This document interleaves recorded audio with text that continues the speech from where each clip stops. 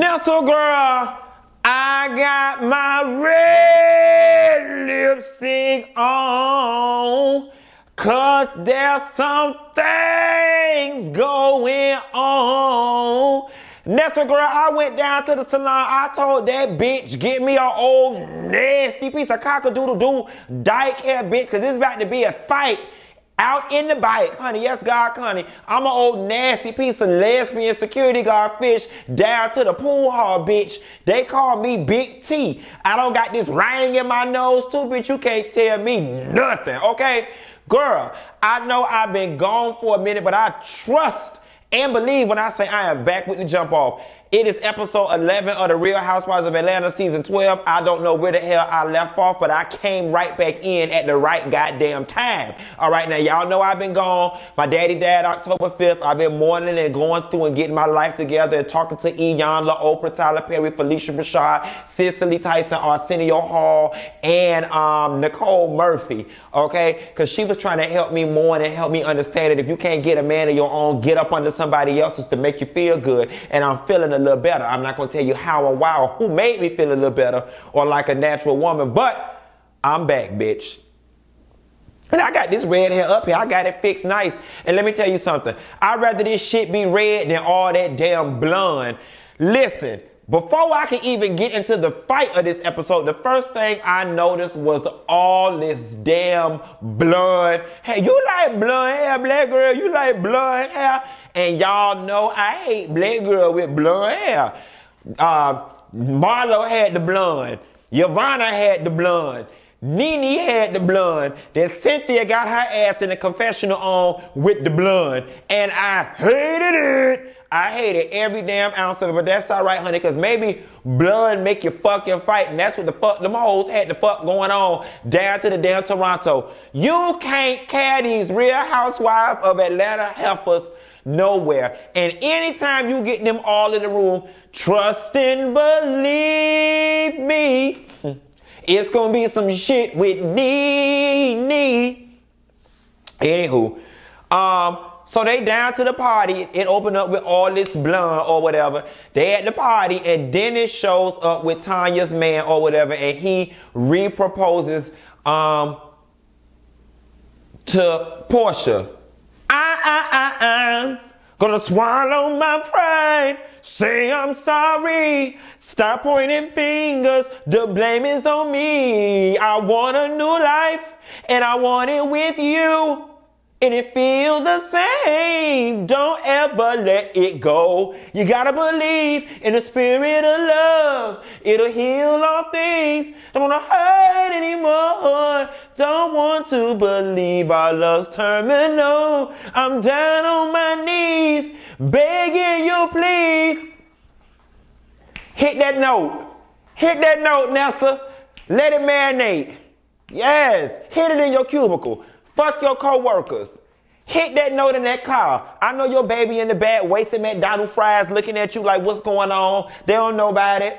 Yes, God. He was down on 2 knees. Fuck a bending knee. That bitch was on disabled knees trying to get that donkey booty back. He said, Porsha, give me that donkey butt and them big old legs. I ain't too proud to beg. Ain't no shame in my game. I'ma drive down to Toronto and say, please, hey, please, hey. Y'all, if y'all want to know why I'm so crunk, I ate Subway, and that processed meat, along with my red lipstick on, got me all over the damn place. But I'm gonna focus, Quentin. Focus.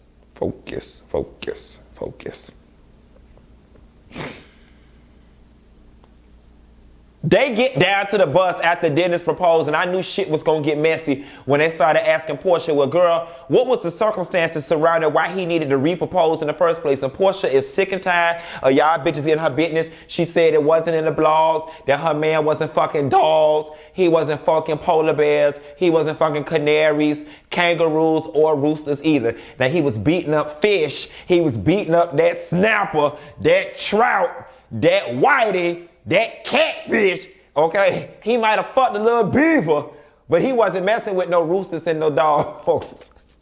And when she told Yovanna, bitch, don't try me. Do it look like I mess with somebody that mess with animals? I said, I know that's right. Because that Yovanna is taking a Marlo Hampton spot of trying too hard. And I'm glad her ass ended up getting got together. Now, I'm going to tell y'all something. When they got down to the room, and they was like, fuck this shit. We got to play it like we already know who said it. I was down with the play. Then Yovanna walks into the damn room. They walk into the room and they start playing her like she know. And then here come Marlo ass talking about, no, they lying. We don't know nothing. I don't want to be amongst a room of fake women. I hated all of that. Because nothing about what they was doing was being fake. And fact of the matter is, you know, Marlo, you have had your fake moments in this show, especially when you teetered between Cynthia, Kenya, and Nene. You've had some not so real moments either. And I don't understand what was wrong with you just shutting the fuck up and letting the shit play out the way it needed to damn play. And as a result of you not doing it, your ass ended up getting cussed the fuck out. Let me tell y'all something. I don't even think when Cynthia kicked the shit out of Porsha in the stomach when they was down to the Lake Lanier on that boat, that she went in as hard as she did on Marlo. Cynthia wore Miss Marlo ass out, and I loved every minute of it. Let me tell you something. What Cynthia gave in that room and what y'all saw was somebody who was tired of the bullshit, okay? Cynthia said, look, I am classy and I am respectable by training. Okay, not by nature. Cynthia took y'all back to Alabama where the hell she from. Cynthia said, let me let you know something. In case you didn't know, I'm bled like this and not like this. Baby, she cussed Marlo ass out and I never felt more proud. That's right, Cynthia. You better stand up for your rights. Stand up for yourself some goddamn time. Let that bitch know you ain't here for it. And then Porsha gets Yovanna ass together. Porsha gets Yovanna ass together after Marlo basically forces them to realize that Yovanna ass is the one with the recording. Marlo was like, shit, I'm tired of all this shit. Yovanna, can you just tell these people? Threw Yovanna ass completely under the bus. But you know what?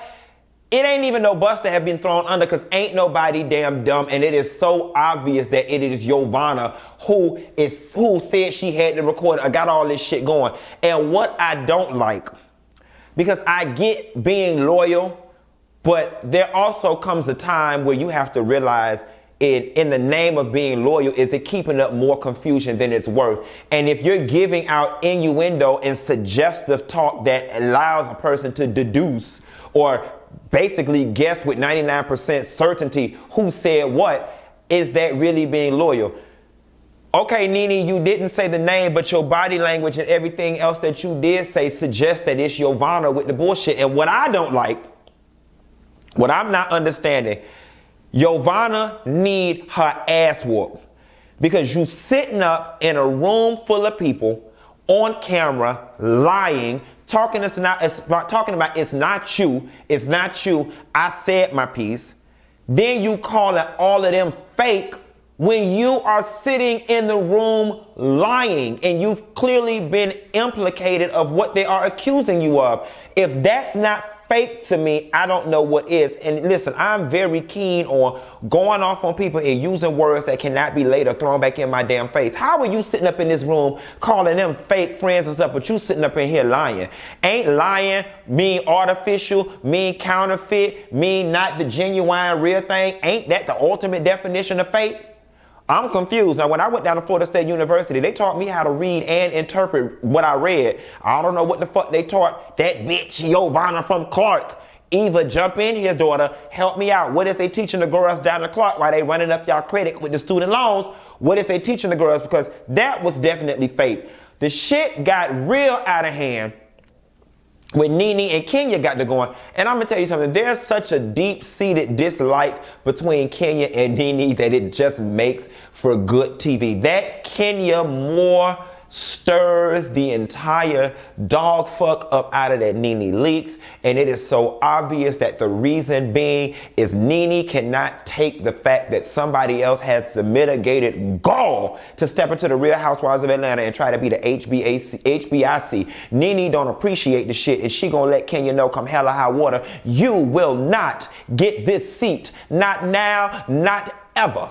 Okay, see what y'all saw right now, what y'all saw in their bedroom, that was part of the reason why Nene had such a damn fit when Kenya ass had got invited to their party on that season that she wasn't a part of when Cynthia had invited her to the party. She don't like the air Kenya breathe because the air that Kenya breathe challenges her spot. I didn't say could come for, I didn't say could take over, I didn't say could dominate, but it challenges and it makes Nene a little stressed in her chest and slightly uncomfortable. And it showed out. How Mariah said you showing your slip, when Nene was showing her slip and her nipple slipped down to the damn thing. If this was not a remake of that Pillow Talk episode, I don't know what was, but it was good. The thing that got me was after Nene was about to fight Kenya and went outside to the elevator, she came back in the room and started cussing Marlo ass out. Was I the only person confused? Like, girl, wait a minute. This is the one time when I can honestly say Marlo didn't do anything. She's like, Marlo, you need to shut the fuck up and let these people talk about this damn video, whatever. You got us all in here fighting. Now, either Marlo started and instigated the hell out of this shit, and that's how it happened, or Nene was off her damn meds. Because I was like, Marlo, and y'all know me, it take a lot for me to defend Marlo, but I went Marlo. Marlo was like, bitch, I ain't got y'all doing nothing. And I was right there with Marlo. Marlo didn't have y'all doing anything. That was Yovanna lying ass, and Kenya stirring up that pot, if anything. Anyway, the scene changes, and the ladies go to Carnival. Is it me? Or when Tanya was dancing down to the Carnival, we found out for real that she black. Like this and not like this. I was like, go off, Tanya. I had turned my head down to eat a little piece of my Subway cookie, and when I looked up, I saw all that ass up in the air spread like honey baked ham, and I thought it was Porsha. Then when it was Tanya, I said, get it, Miss Tanya. Get it, girl. And when it's got, get some more. Tanya was getting off. She said, don't let my cute face nor my slim waist fool you. The girls all look good down to the Carnival. That was fun, or whatever the case may be. Then they get back on the bus, and Kenya and Cynthia start talking. And Cynthia, gave her commentary about how she's spoken to Marlo in the past about interjecting herself in between she and Nene's beef. And of course, Kenya was there to be the A-man corner and to rile it up even more. But it is the truth. Marlo finds a way to always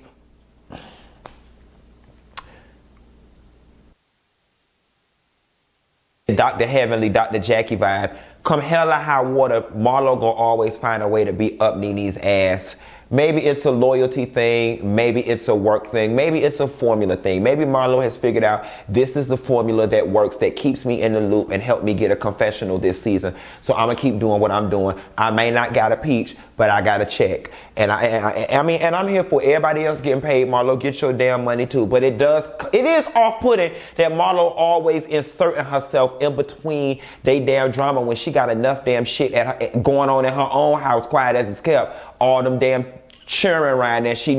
Matter of fact, her ass shouldn't have even been in Toronto. She should have been somewhere down to the courthouse trying to fight for her sister's rights or getting her sister some mental help. That's a whole nother video. We'll talk about that later.